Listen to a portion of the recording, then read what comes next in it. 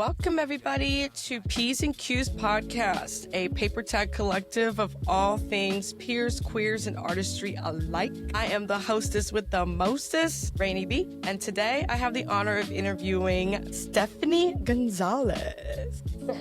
Welcome. How are you? Really good, thank you. How are you? Good. A little bit hungry, but Me too. we're making it through. Yeah. I would like to get into a little bit of your background, but I definitely want to start with my finding of you. I saw you at an article of Outsmart magazine, and I was kind of blown away with the accolades, with the work you've done. Before we get more into the history of how you got here, can you kind of tell us a little bit more about all of the things that you do? That's a loaded question. I do a lot, too much. I recently started teaching at a community college, and it's something I've sort of fought to do for so long. I originally received a bachelor's for interior design, and then got a MFA in painting, and so I've been in the sort of design art world for a while. I'm 37 now, but I started painting heavily when I was about 14 and a half. Oh. Really sort of just figured out that's what I wanted to do, and painted religiously regardless of any situation I was in. Mm-hmm. I play a little bit of music here and there sometimes. I like to skateboard a lot. I like that. I've seen your Instagram videos. Yeah, you at the skate park. Keeps me sane. It's really good for your mental health, I think, just to sort of get out of your head and into your body. And so that's the way I do that. I also like to meditate and do yoga. I came to Houston to go to the Art Institute a couple years back, right out of high school. I went to high school in the RGV, the Rio Grande Valley, so Tell us more. Bar, Texas. Yeah. Exact. We moved from Mexico to the RGV. And so I sort of, moved to America. Just when you're a teenager, it's kind of hard, right? Because everybody already sort of is established and has friendships. And Right. so that was a little bit rough. And I feel like that's probably why I sort of pursued sort of moving to a bigger city. Mm-hmm. And Houston was the closest school that had interior design, so I came over here for that. And I mostly paint, but I also sew, and I try not to put myself in a box. Okay. I like that. I like to show the different areas of myself that make me live my life as an artist. Mm-hmm. I think we're in a really unique time when you're able to sort of connect on a level that maybe wasn't as accessible before. I think a lot of times as an artist, you're sort of reserved for that space, Right. the gallery space. And I think being able to just sort of be yourself and have an outlet for that, like social media, has been really helpful to sort of connect with other people through my work. And, maybe a queer person in the Valley who wants to also move to a bigger town and sort of pursue art or music or anything like that. Right. That they can sort of see what I'm doing and ask questions. It's kind of like a good thing, but also kind of bad because you're just so accessible at the same time, right? But Social media. that's social media. That's social media. And obviously thankful to be here. You like to highlight different artists, and so thank you for having me, giving me an outlet for that. Absolutely. Reaching a different audience. But yeah, I'm pretty much all across the board, just kind of, I do everything and anything creative that I can. Mm-hmm. Do you work with the youth? I work with my students. Yes, I'm a teacher. I sometimes have classes at my studio, but I kind of stopped doing that a little bit. I have a studio on the east side of downtown, and I open my doors, so I usually have stuff for them they want to color, or they want to watercolor. I try to be open to sort of all ages. That's awesome. That is awesome. Okay, so let's rewind. move here to the United States as a teen? Shape that for me. Give me a little bit more insight of, I'm assuming, some type of culture shock, right? Yeah. You're coming from Mexico. You're not going, one state to another. You're now immersing into a completely different world, and you're at such a delicate age. I feel like you're not very small and you're not an adult. You're like kind of in the middle where there's a lot of change happening. There's a lot going on at that age. Tell me that story coming over here to the United States. I kind of had a hard time. What made it easier, really, is here you don't have to wear uniforms unless you go to like a private school. Mm-hmm. So that sort of showed me based on, what people were wearing or whatever, what their interests were. So it was a little bit easier to sort of find my people, the artists, Yeah. rock, the people who wear Converse. All that stuff is different now. I feel like, it is labeled as it used to be, especially in Houston. Right. I feel like when I came here is when I really found my people. But it was hard in terms of like just the way the school system is set up. I found it to be a little bit more open in terms of being queer. Those things were easier for me here. There was more of like a visibility and availability to things like the L word or all those silly things that sort of shaped me as like a lesbian woman. Mm-hmm.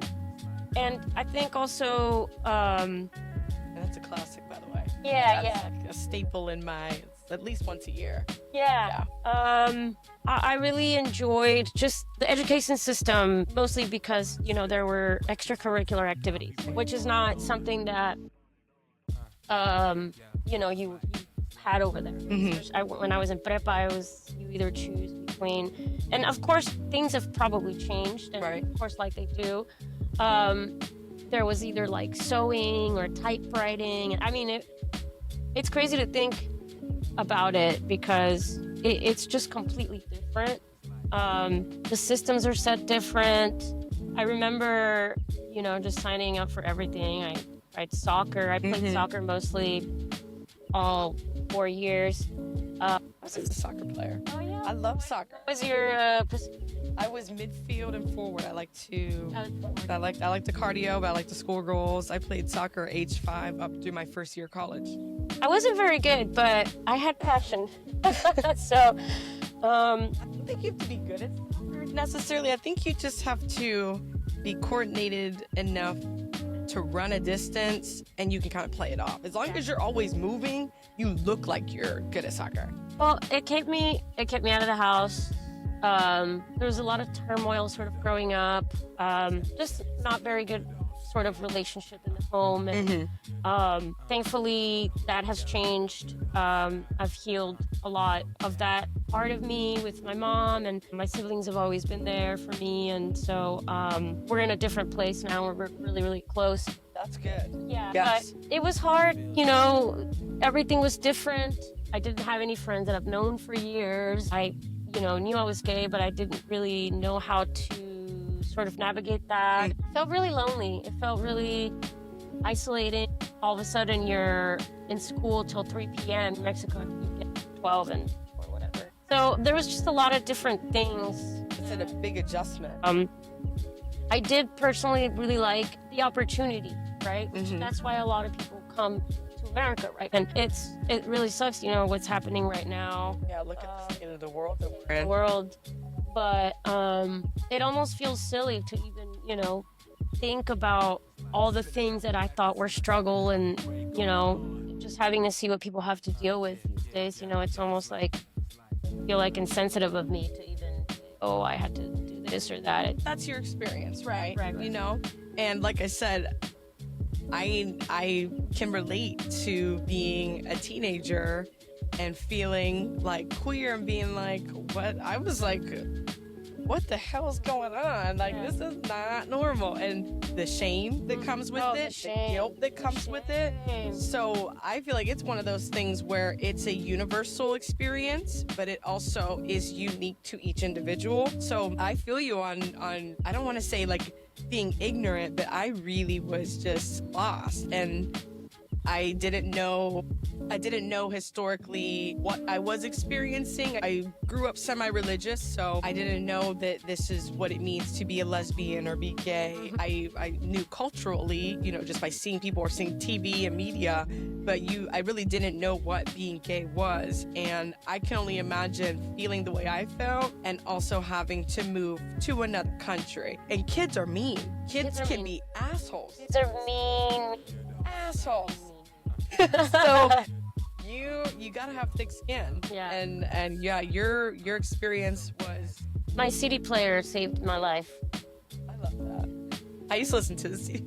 I was the girl with the CD player, doodling in the corner, just escaping the world through my music and my art. Love that. And so I have an admiration, so to speak, for art and artists and different artistry. You being here like as a professional and having accolades and having degrees and a studio, was that something that came natural to you, or was that something that you had to kind of, I don't want to say work for, but did you always know that you had a talent for it, or did you just enjoy it? I mostly started my work because of it was a necessity for me.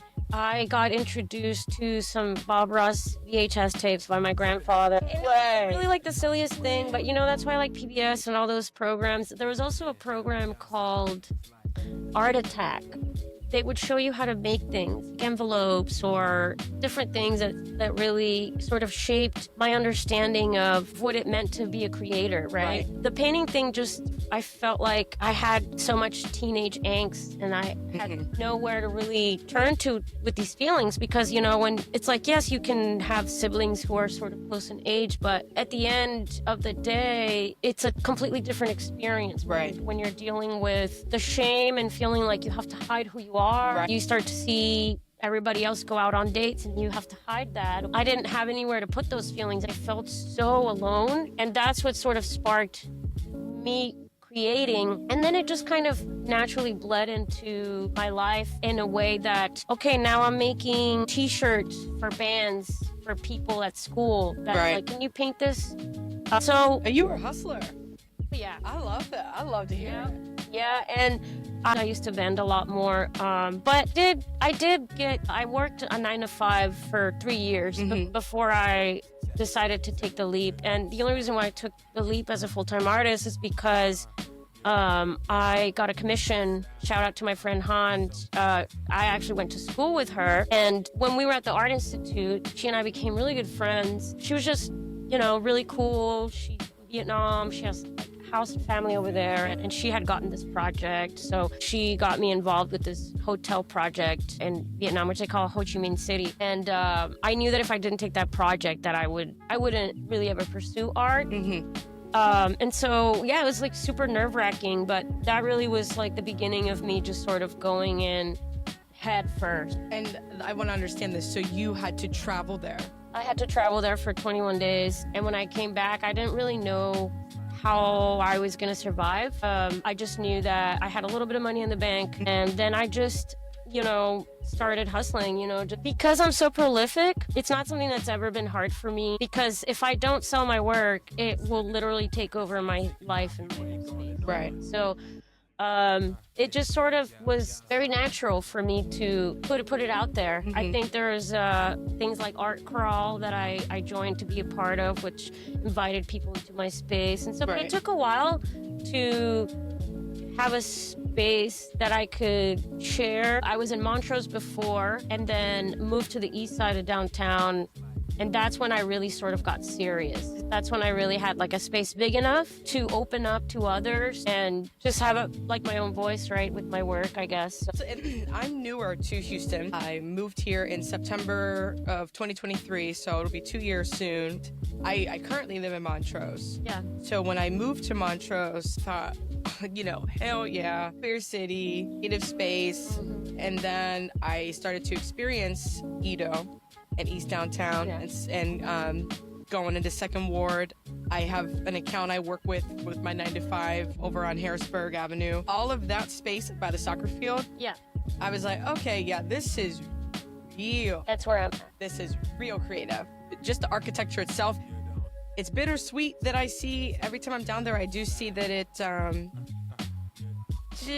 gentrification is becoming a thing. Yeah, just like Montrose. Yes, yeah. So there is that new feel to it, like especially from the highway, you can kind of see the buildings over time and the construction that they're doing. But when you're down there, and that's my favorite part of East Downtown. There's a comedy club I go to. I can't. The Secret Group, thank you. Right there by the Secret Group, that whole strip. Yeah, for emo night. Wait, they have emo night? Yeah. I need to know. Yeah, it was incredible. I mean, everybody just screaming at the top of their lungs, and everybody looks so cute. And there's music playing. There's a DJ, and they have videos, kind of like Barbarella. I'm not familiar. Okay, well, Barbarella used to be like a place that I used to frequent a lot, and you know Barbarella? Yeah, you're shaking. Okay. Yeah.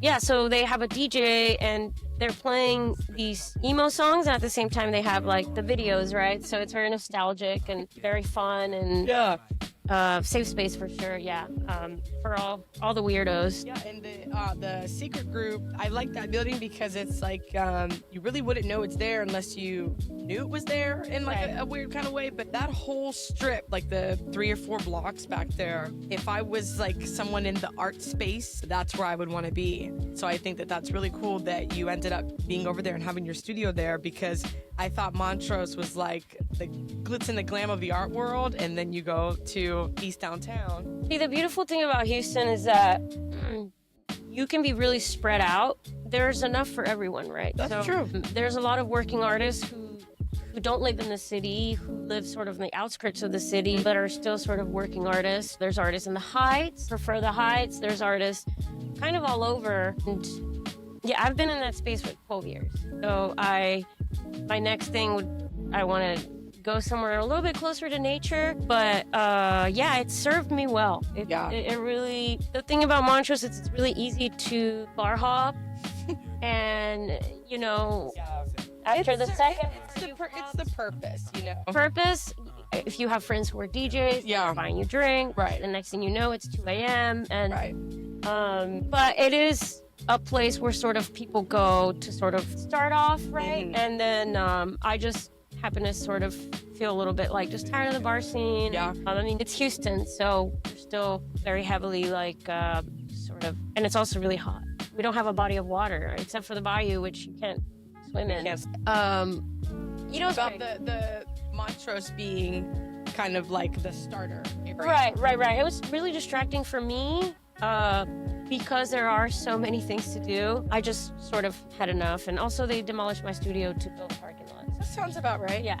That sounds So right. I sort of was forced to move, and I moved into a warehouse, and it's been really good for my work and just really getting serious and opening the doors for others to come and see the work and ask me questions about what to do if they're starting out or that kind of stuff. It serves the purpose of sort of a little bit of a small community. I tend to sort of be more of a recluse. I don't really go out much anymore these days. So it's an opportunity to sort of open up to other people and have them come talk to me about what they're doing, And that's, I think, also bridges the gap, right, for community. Right. Because we are in such a huge city. It's overwhelming the amount of people that you can meet in just one night out. Yeah. But like you're saying, it's time to slow down. It's time to, kind of chill a little bit. Yeah. But you can still have the opportunity to expand a very close-knit community. Does that make sense? Like,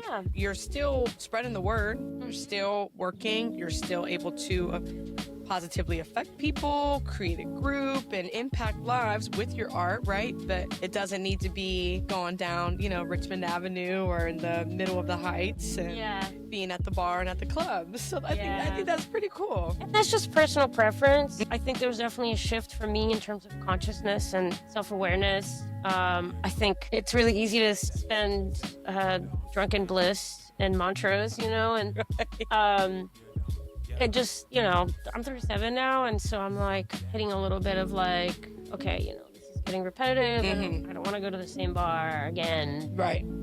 other Friday or Saturday or Sunday. But, you know, it is what it is. Everybody has their own preference. But that's sort of where I started. I started off sort of in Montrose. That's where I found my people. And then went to the east side. The east side's really cool. It's still like parts of it, Little Mexico, which I like. It is like slowly getting gentrified, and that makes me sad. We also have all kinds of people in Houston, so Black community too. So I just love that. You know, wherever you go here in Houston, you're gonna find someone of a different life to connect with. Still find exactly what you're looking for. Like, I feel like at least for me, my experience in Houston, even like to think about it's going on 2 years, and I'm finally getting to the point where I don't need to use like a GPS. Oh, yeah. But even whenever I would be lost or didn't really know what I wanted to do or where I wanted to go, I still always ended up finding something that worked for me because there's just so much going on. Yeah. But I am getting to the point now where I've lived in Montrose for it'll be a year soon, and I turn 30 next year, but I'm tired of it. I'm ready to go. I don't want to be in the Heights. I don't want to be in anywhere like super bougie, but I do want to slow down a little bit. I still have the four-wheelers, you know, keeping me up at night. Going to bed before 10 on a Friday, Saturday is almost impossible. So I have to hear the drilling of the ground. Oh no. I do love Houston. And not to talk, you know, bad about any area. Right. You know, my personal experience has been here's this, here's that. This is where I'm at now. Mm-hmm. And because I still have a lot of friends who live in Montrose, and I don't want to get like they're gonna be like, come on. How do you being a teacher, and I'd say you are very influential in your space and in your environment, in the art community and world, do you feel that Houston has a pretty good representation of like the queer community? Because I know you found this art world. Do you have an art world and a queer community that are one, or do you have two separate worlds? I feel like personally, especially the work that I'm making right now, my work used to be very heavily revolved around my queerness and my pain and my struggle. And recently I just kind of got tired of being so sad. Sad girl. And I changed, just naturally, my subject matter changed to something more of like just a different narrative that's a little bit more inclusive and revolves more around the thought that we are not these labels that we put on ourselves and that we just happen to exist in this realm the way we do. So the work I make right now is more centered in like oneness and connection and the ultimate nature of reality. I am a little bit more open to not just staying in queer spaces. I don't think that my art necessarily just caters to one group. I love that. And I like that. I don't particularly seek out queer spaces. I feel like just want to exist, you know. But I do know that they're so important, right? Because in our community, a lot of times your friends become your family. Chosen family, absolutely. We see it in shows like that, you know, referencing the L word, which, you know, I have some problems with the show. Of course, things have changed. Some problematic behavior in that show, but that's all we had, right? And it was such an important thing for us, right? And so I think that as I've gotten a little bit older, that I've sort of separated from just seeking out one thing and being a little bit more just inclusive and open. We do have a lot of queer spaces here, and I feel really grateful for that. I also feel like because Houston is such a melting pot, that everybody just mixes with each other. Yeah, I agree. You know, and I love that. Yeah. Like you referencing the L word, I think like the original, they've since then released, there's like a newer, it was a newer one, it got canceled. New Generation or something or such. But that show originally, I think, was ahead of its time, but also right at the right time. Like you're saying, the problematic, we've grown so much. And I think that it is important, especially within the art community, that you accept that the environment needs to be safe, but it doesn't need to be closed off. And I think that comes with maturity as well. As I get older, I start to realize that, because I was always, F the man. Yeah. I want to, stick it to them. I am only in these spaces and I'm only going to these shows and I'm only supporting these people. But then you realize like that kind of can backfire in ways, because you're not allowing yourself to experience all that we have to offer. And that can happen in Houston. And when I moved to Montrose, I kind of got sucked into that. This is queer capital right now in the city. And I'm just like, I don't really need to be like that. I can go and I can do all these things and be in these other spaces. So I think that is cool that you're in that pivot moment where your art is changing because you're changing, emotionally. And it also opens a lot of exposure. You have the opportunity and the chance to meet a ton of people and be in a ton of different spaces that you might not have been in before because you were very specific. So I think that's really cool. Yeah. Very mature of you. That happened to me when I was getting my master's. I was like going through a breakup, and I really just started to question like why. Just something shifted. I had really good mentors. Michael Collins, shout out to Michael Collins, Rachel Gardner, Carlos Canul. My professors, they sort of helped me shape like what I was trying to say. I went in there kicking and screaming like, look at me, nobody knows my pain. Right. It's like my art has so much feeling. Right. And the depth, the deep, Yeah. I feel like I had like a big, really like ego check mostly. It's like that school I went to. It was HBU, which now it's HCU, but it's a smaller university. Okay. And I was just kind of looking for something to do with my work, because I had felt like I'm doing this, I'm doing that. What can I do to sort of just push it a little bit further? So I went to go get my master's at HCU, and I found so much love and community in ways that I didn't expect. But I was always just used to going in there kicking and screaming like, oh, my work is this. And then it's like being in an environment where there was other artists who maybe they're not like practicing like I am, or maybe they haven't been. It was an opportunity for me to sort of put my armor aside and show up for them on a different level, where it's like, okay, no one's trying to attack you or anything. Like, open up. If somebody doesn't have lights for their studio visit, here's some lights. And I had this one artist, Ryan Batiste. He was like just a really sweet guy, and just the people that I met at that school and the way that everybody showed up for each other really sort of made me think and shift away from all the pain I was feeling that was revolving around my queerness and being a woman and being an immigrant. And well, you really you struck out. I just got tired. I was just like, I'm tired of crying. I'm tired of I'm tired, man. And I feel like I always had such an idea that like, it has to hurt and it has to have so much pain. And I just realized that, life is so short, and I just didn't want to be angry anymore. I didn't want to be sad anymore. And so I, stopped going out as much, stopped drinking as much, started staying home, started meditating, and that sort of changed everything. Yeah, this is a side note, but I recently decided to not drink alcohol anymore. It's been a couple weeks, and I feel like I've like tapped into like another dimension. Right. Just being able to sit and that self-awareness that comes with that. And I'm like on my high horse, like, maybe my frontal lobe is developed. I'm mature now, but it realistically is the fact that I just sat down. You know what I mean? Like, and when you clear the confusion, you're not blurred. You know what I mean? You're kind of sitting in it. I've developed another form of self-identity. Yes, does that make sense? Yeah, a lot.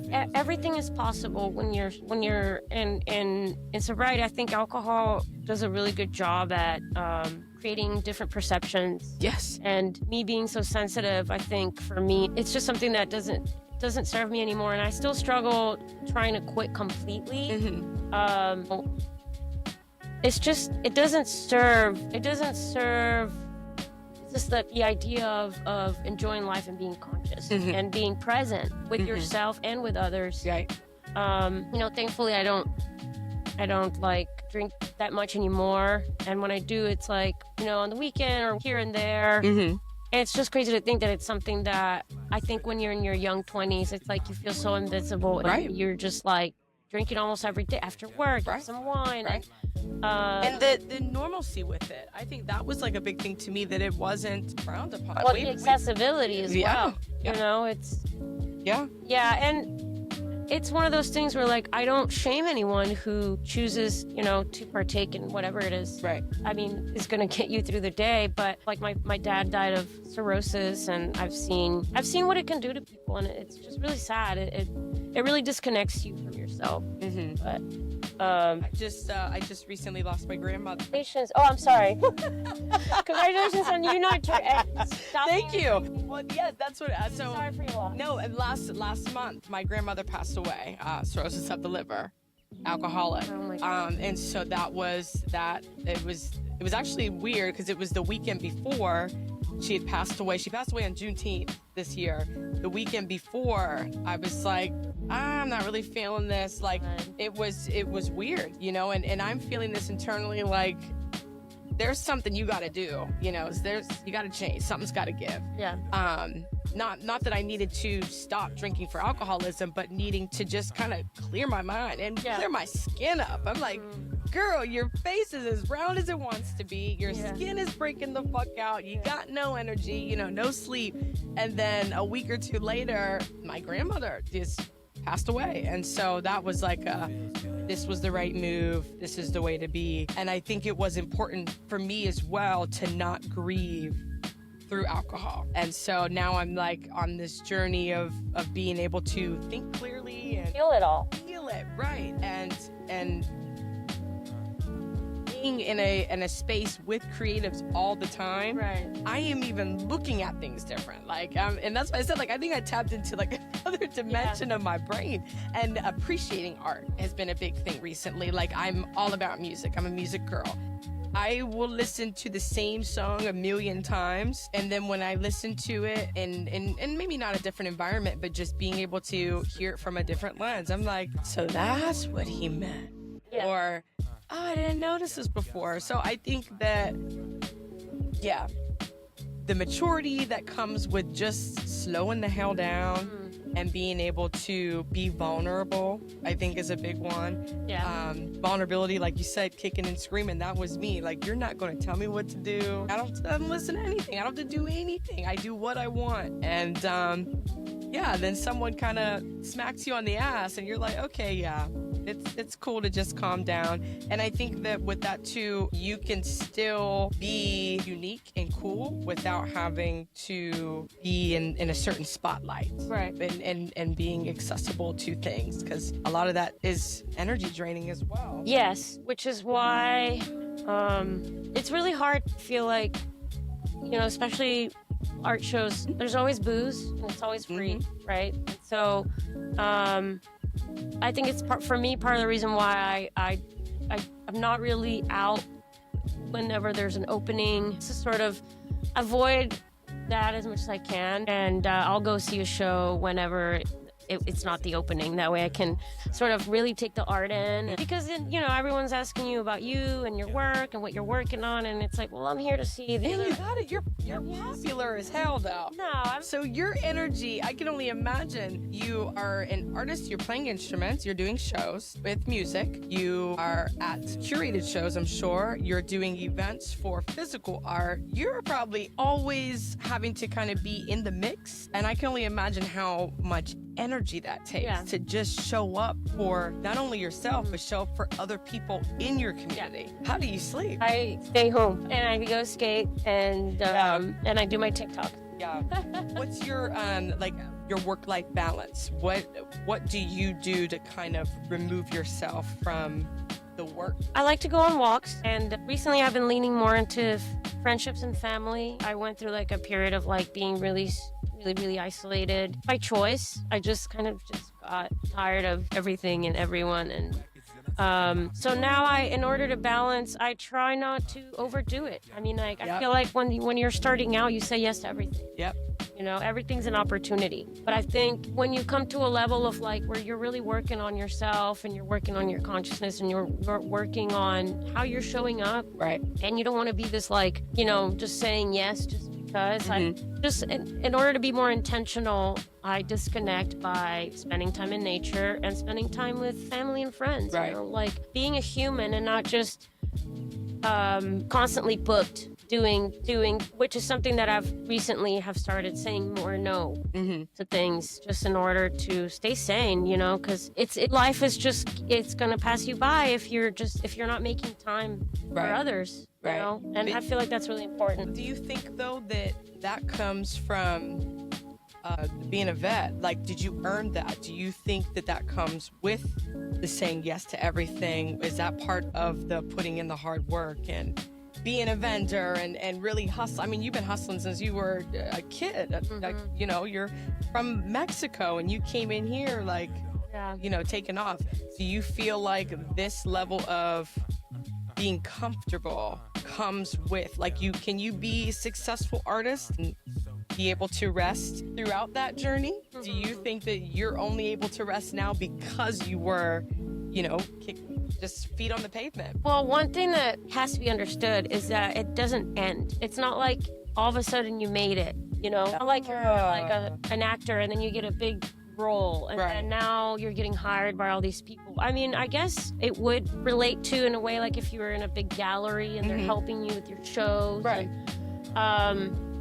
But even then, it's never ending. You know, you're always putting something out. So I think it's really just all about you and your artistry and what you think is important to you. But yeah, I do feel like because I've hustled so hard, it's like, okay, let me tip on the other side of the scale, right, and be a little bit more human and less of this like produce machine. You know. So yeah, I think definitely having all that time, hustling for so long and just having a little bit of like self-awareness and consciousness and being like, okay, well, where am I at right now? Where's my heart? You know, it's not about being the most relevant, right? Yeah, because I feel like at that point you're just making art for like what's popular at the time, and I'm not gonna fake making art that's related to me being gay or me being a Mexican, or I'm not gonna be like a fake artist just to, you know, because of that's the narrative that's on the news right now, right? Of course, I think good artists should document the times, and I think that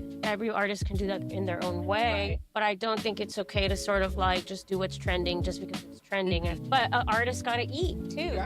Absolutely. And it pays now. That's I can't stress this enough. I talk about it all the time. When you get that one thing, no matter what it is, if the kids like it, that's what's paying. And it's so what you're saying is art is forever evolving. We're always changing, but you can do it your own way. Yes, nobody should be gatekeeping about what fulanita de tal is doing here and there. Everybody, there's space for all of us to exist within the space of artistry. I love that. Can you tell the viewers what's next for you? What you got going on? So, I'm about to start teaching again, which I'm really excited about. I have one thing coming up in the fall at the Jung Center. It's going to be an event that is going to be revolved around, there's a group, it's a conscious living for aging adults or something like that.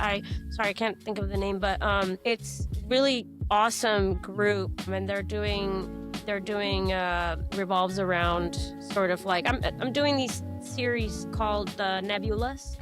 And they're sort of a conversation about, you know, afterlife, you know, and healing with death. And so I feel like these pieces in particular speak really well about that, because it's like, what are we? Are we gas clusters floating in the stars once we're dead? You know, it's like, where do we go? Right up my alley. Yeah, and they wanted to do it sort of around the other. I didn't want to sort of milk this thing. I didn't want it to be sort of gimmicky. I think Dia de los Muertos is something that I'm very protective of, just because it's a Mexican thing that we do. It's like our culture. And so I didn't want to sort of base something revolving. I kind of wanted to do it my own way without milking this Right. milking my nationality, right? And I did it through the nebulas, and so it would be so on trend for you to to do them together. yeah. So that's the only thing I have coming up. I'm just gonna focus on teaching for the fall, and I had 3 solo shows at the beginning of the year, so I'm okay with just chilling. Yeah. But I will definitely keep you posted on my Instagram. Me gusta pintarsi. Yes, please tell the viewers where to follow you. StephanieGonzalez.net. I have TikTok. It's Me Gusta Pintarsi as well, and I'm sure you put all that stuff in the note. And we'll put your Instagram. I do have one more question. I recently saw that you did some work in Pittsburgh, Pennsylvania. Oh yes. How did you like Pittsburgh? I'm born and raised in Pittsburgh. Okay, so I'm born and raised. I got affiliated with a gallery in Pittsburgh through one of my professors, Cindy Lissica, who her teachings really changed my life. She just, the way she taught her art history courses really sort of opened up my mind in a way that I can't describe to you. It really put me in a different mental state. But she was living in Pittsburgh, and she got me affiliated. I can't remember if she's from Pittsburgh. I think she's from Pittsburgh, but she worked at the Andy Warhol Foundation. Anyway, through her, I got affiliated with a gallery called Boggs Heart Gallery. Shout out to Boggs Heart Gallery, Nicole and Josh. They have been so nice, and they've been showing my work for about maybe 3 years now. Yes. So that's a connection to Pittsburgh. Yes. Has been Boggs Heart Gallery through Cindy Lissica, and I fell in love with it. It's amazing. I love Pittsburgh. It's a great little hole in the wall. It's beautiful. The greenery, the people are great. So yeah, I have a special place in my heart for Pittsburgh. I wanted to ask you about that. So she's in Pittsburgh right now. I had some really good birria tacos. I was like, whoa, y'all doing it right up here. Oh, well, I've been doing it wrong apparently. I had to move to Houston to get a taco. Yeah, it's a food truck, and I decided to give them a try. They were delicious. Call my mom. Yeah. Let her know. Stephanie, thank you so much for being on the show. It's been a pleasure talking to you. And I'm looking forward to what's upcoming for you. I'll definitely send some people your way. We have I feel like it's a big art space in Houston, but it's also very close-knit and very small. So I'll definitely be sending your profile to people that I come across and some friends of mine and check you out. And I want to visit the studio. Yeah, anytime. I think I'm going to be getting into art crawl. I think they're bringing that back, but I'll keep you in. Send it my way. Yeah. Well, thank you so much. It's been a pleasure. Absolutely. Thank you.